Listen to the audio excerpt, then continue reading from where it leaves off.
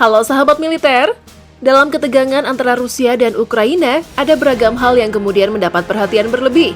Salah satunya adalah alutsista yang digunakan.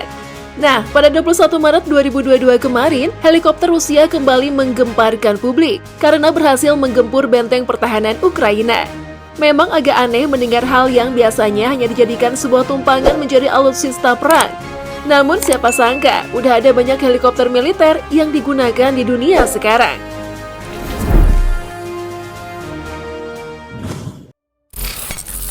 AH-64 Apache. Salah satunya adalah AH-64 Apache dari perusahaan aviasi asal Amerika, Boeing. Namun meskipun sekarang diproduksi Boeing, awalnya helikopter ini dibuat oleh dua perusahaan terdahulu, Hughes Helicopter dan juga McDonnell Douglas. Secara spesifikasi, AH-64 Apache memiliki bobot 5,165 kg, berat bersih dan berat maksimal mencapai 10,496 kg. Helikopter keluaran 1984 ini digerakkan dengan dua mesin yang memiliki 2.780 tenaga kuda. Dengan mesin ini, AH-64 Apache bisa mencapai kecepatan maksimal 293 km per jam dan ketinggian mencapai 6.096 meter di atas permukaan laut. Selain cepat, jangkauannya juga mengerikan, yaitu 1.896 km dengan jangkauan serang 487 km. Ngomongin soal serangan, AH-64 Apache dilengkapi 4 senjata utama, 2 senjata mesin, dan 2 peluncur roket. Kedua macam senjata ini membuat si helikopter menjadi salah satu dengan daya serang terbaik. Nah, bukan cuma serangan, AH-64 Apache juga dilindungi lapisan baja yang bisa menahan serangan hingga 1099 kg. Pada tangki bahan bakar pun diberi perlindungan khusus agar tidak mudah diserang. Lalu sistem pertahanan ini juga didukung inframerah.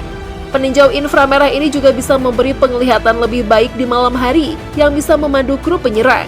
Jadi secara sistem pertahanan dan juga penyerangan saling selaras. Nah, menariknya, Indonesia melalui TNI Angkatan Darat juga mengoleksi helikopter legendaris ini. Bahkan, koleksi Angkatan Darat tidak cuma 1, tapi 8 buah. Dan sudah merupakan versi paling canggihnya, yakni AH-64E Apache Guardian. Wah, salut deh sama TNI AD. Apalagi, harga satu unit dari helikopter ini ngeri bet. Sekitar 39 juta US dollar atau 559 miliar rupiah.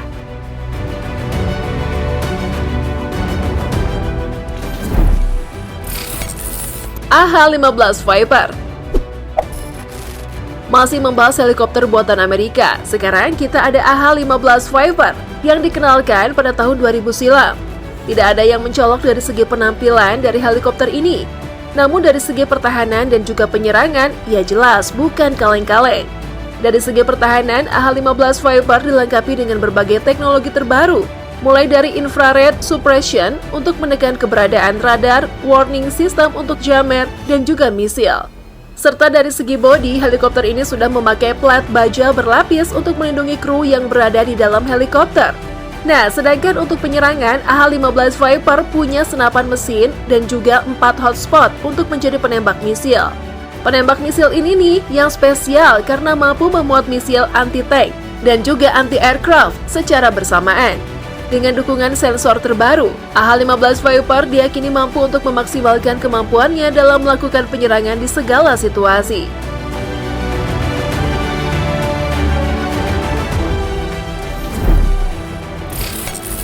KA-52 Alligator. Tapi aksi Viper hanya bisa disaingi oleh helikopter sang buatan Rusia ini, KA-52 Alligator. Pertama kali helikopter ini diperkenalkan saat tahun 1982, saat Rusia masih bagian dari Uni Soviet. Lalu kemudian setelah Soviet bubar, Rusia mengambil alih Alligator pada 1997. Dalam sejarahnya bersama Rusia, setidaknya KA-52 Alligator sudah turun perang beberapa kali, di perang Chechnya, perang Syria, dan sekarang di konflik Ukraina. Dari segi spesifikasi, KA-52 Alligator memiliki berat kosong 7.700 kg dan berat maksimal 10.800 kg. Mesin yang digunakan adalah 2 mesin turbo dengan kemampuan tenaga kuda. Dengan kekuatan ini, KA-52 Alligator bisa terbang dengan kecepatan maksimum 315 km per jam. serta daya jelajah mencapai 1.160 km dengan jarak serang 467 km. Jadi, secara hal jelajah menjelajahi, KA-52 Alligator memang bisa diacungi jempol. Apalagi mesin ini punya sistem pengendalian mandiri yang memungkinkan helikopter ini bergerak hanya dengan satu mesin jika satu mesin lainnya rusak. Nah, soal daya serang juga bukan isapan jempol belaka. KA-52 Alligator dilengkapi dengan 2 senapan mesin semi kaku di bawah badan pesawat, serta 6 hotspot yang melintang di sayap pesawat. 6 hotspot ini bisa diisi dengan berbagai macam rudal. Rudal kendali, rudal anti-tank, dan rudal anti-pesawat jet, di mana ketiga varian rudal bisa menjangkau jarak 10 km.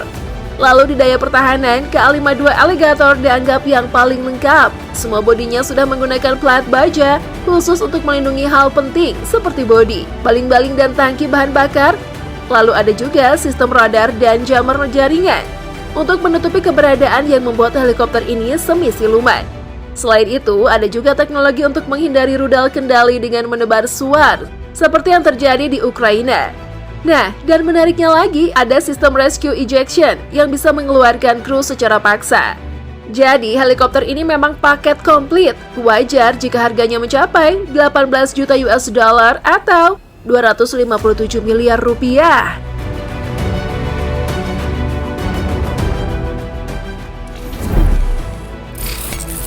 Z-10M. Dari Rusia, sekarang kita pindah untuk membahas helikopter dari Cina, yaitu Z-10M yang diperkenalkan sejak 2003, namun baru meluncur pada tahun 2012. Secara bentuk, helikopter ini dinyatakan mirip dengan Apache milik Amerika, namun dengan kemampuan yang jauh lebih besar, utamanya untuk kemampuan menjadi helikopter siluman. Untuk menjadi helikopter siluman yang sulit dideteksi, helikopter ini memang terlihat sangat fokus dalam pengembangan teknologinya.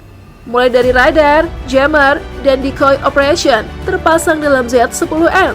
Hebatnya lagi, untuk membuat helikopter ini menjadi lebih sulit untuk dideteksi, mesin yang digunakan adalah 12 mesin khusus yang bisa menyamarkan jejak inframerah. Perlu kita tahu inframerah ini nih yang jadi salah satu penanda bagi peluru kendali untuk mengincar target yang bergerak. Selain itu, ada juga model kacau unik untuk kokpit yang membuat pembuangan panas lebih efektif.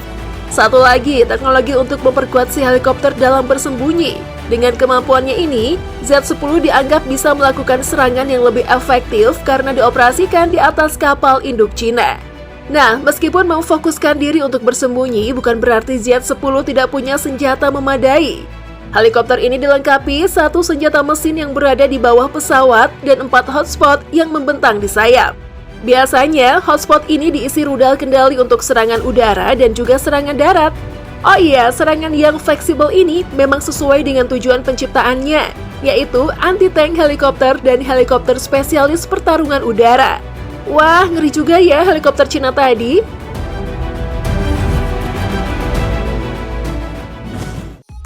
Dari semua yang dibahas tadi, hanya satu yang dikoleksi Indonesia.